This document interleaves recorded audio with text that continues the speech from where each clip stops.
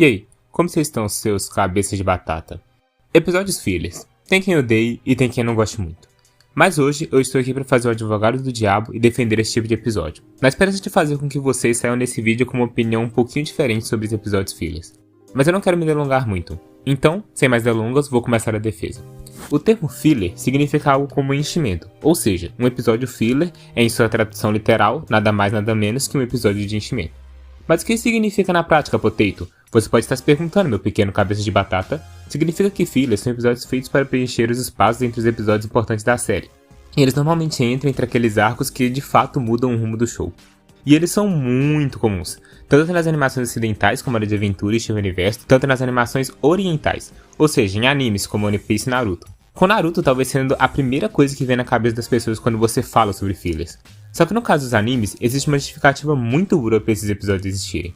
Porque a grande maioria dos animes não se trata de uma obra feita exclusivamente para a TV, mas sim de uma adaptação. E esse é meu primeiro argumento, as justificativas mercadológicas.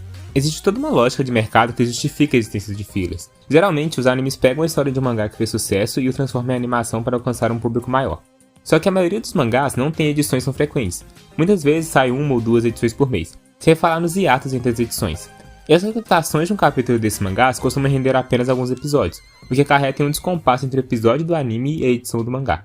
Quando o mangá é adaptado depois de ser finalizado, é bem improvável que ele tenha muitos fillers, mas quando se trata de obras muito longas como Naruto, em que o mangá e o anime eram lançados simultaneamente, a solução que os estúdios japoneses encontraram para não ficar sem episódios era produzir os episódios fillers.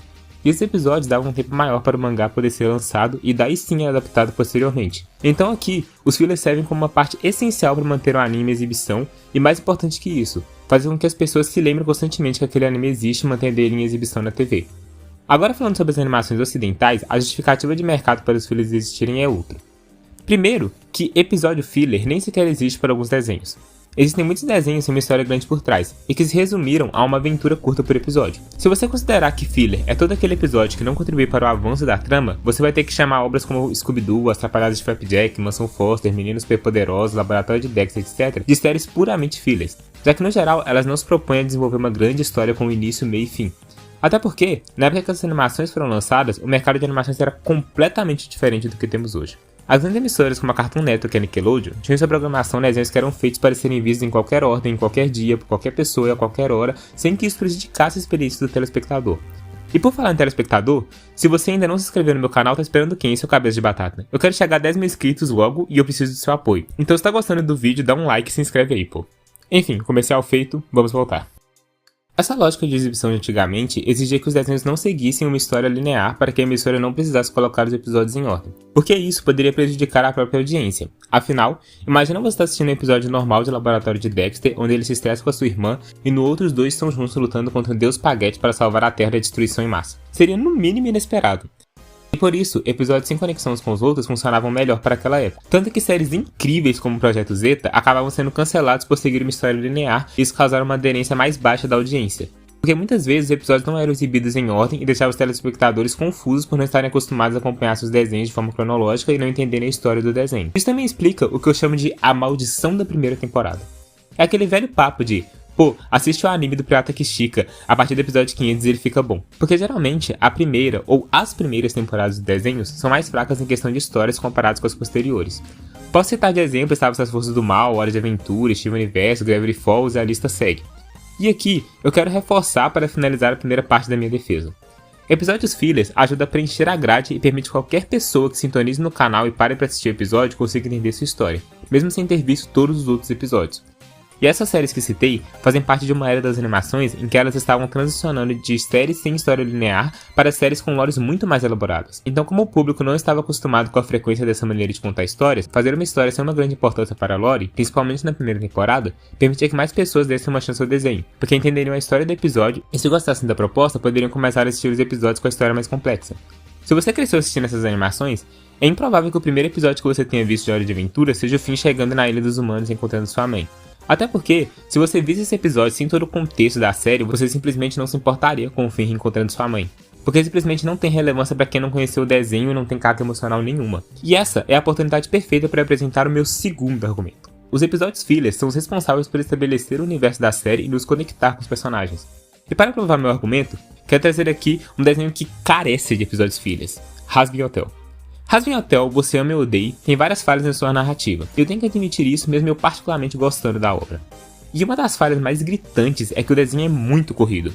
Nos episódios acontece muita coisa e como consequência você acaba a série sem entender direito o que rolou e sem se conectar tanto com os personagens. Vou pegar de exemplo o Angel Dust. É mostrado um pouco da lore dele, é mostrado o contato que ele tem com o Valentino e mostram que ele quer se redimir para ser alguém melhor. Mas se você não procura informações adicionais sobre ele em fontes externas e se basear apenas na série, você não consegue entender os motivos pelo qual ele faz o que faz. E por mais que muitos gostem dos personagens, você não conhece ele profundamente. Você não consegue ver eles para além daquelas características estereotipadas do que eles cantam nas músicas. Mesmo que a gente tenha tido uma leve melhora nesse aspecto na segunda temporada. Mas isso de explorar e apresentar os personagens é uma coisa que Steven Universe faz muito bem. Apesar de ter vários episódios fillers, cada episódio serve para você conhecer mais os personagens de seus trejeitos. A gente sabe da lore da Pérola, sabe da história de amor não correspondido dela e da Rose, e sabe que ela é uma criminosa de guerra e como ela evoluiu durante a série. Mas a gente também sabe que ela gosta de torta, apesar de não gostar de comer.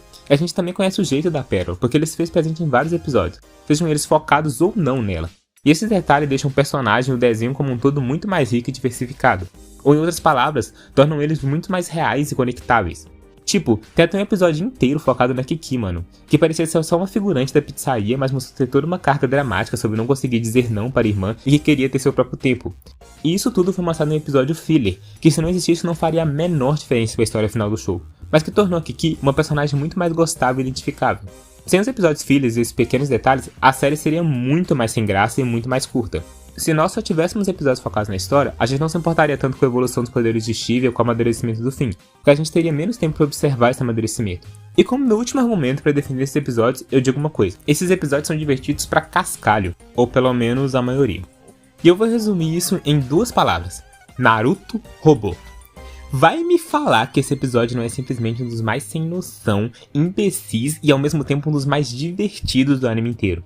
Pra mim ele tá pau a pau com o episódio em que eles tentam ver o rosto do Kakashi e aquele episódio do Avestruz. E apesar de muitos o odiarem, eu acho o episódio Diga Tio o episódio mais engraçado de Steven Universe, mesmo ele não sendo canon. Hora de Aventura é outro com episódios fillers muito interessantes, e os melhores memes do desenho vieram justamente desses episódios.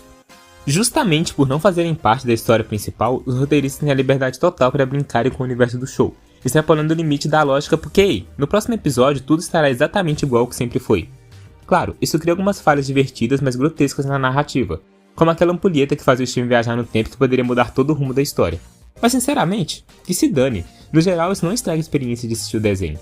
Então, recapitulando, os episódios fillers não são só importantes para manter a série como lançamentos frequentes e apresentar ela a um novo público, como também servem para divertir os espectadores e nos familiarizar com os personagens para que a gente realmente se importe com eles em momentos importantes.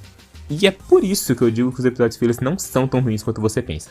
Enfim, muito obrigado a todo mundo que assistiu até aqui, o canal tá de volta e eu espero contar com o apoio de vocês, então se puderem deixar um like e compartilhar com um amigo eu ficaria muito grato.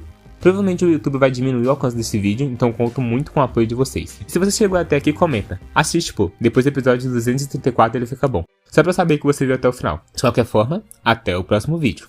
Bye!